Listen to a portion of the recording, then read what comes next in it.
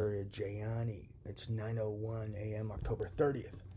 So another way to spot key terrorists is look for people breaking into my parents' modem and my computer and controlling searches. They don't just hide laws from me.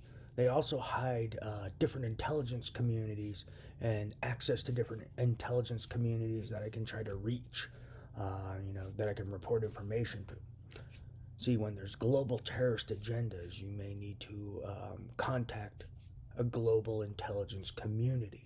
Because when you're dealing with global terrorism, it's a big community.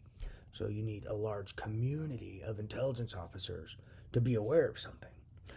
And you can't just contact the CIA, especially if there's also corruption involved. Because if there's corruption, people may squash info. They may send burn notices, as these kids call them.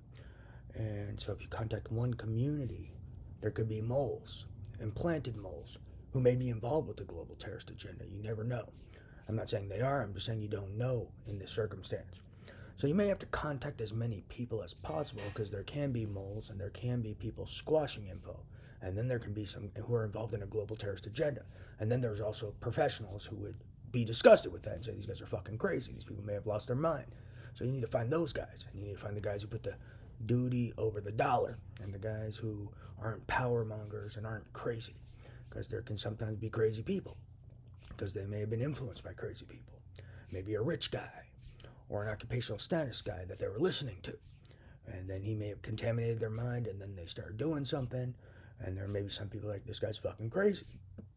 I don't give a fuck about their technology and implantation jazz.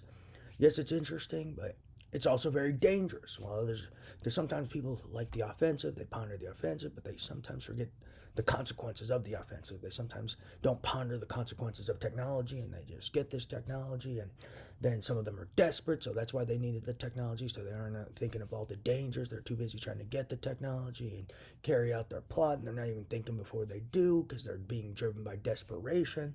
They're being driven by anger. They're being driven by greed.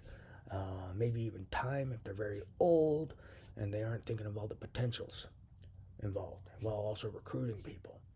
So sometimes you need to contact as many communities as possible because there may be people who have been contaminated by these people, bribed, blackmailed, influenced.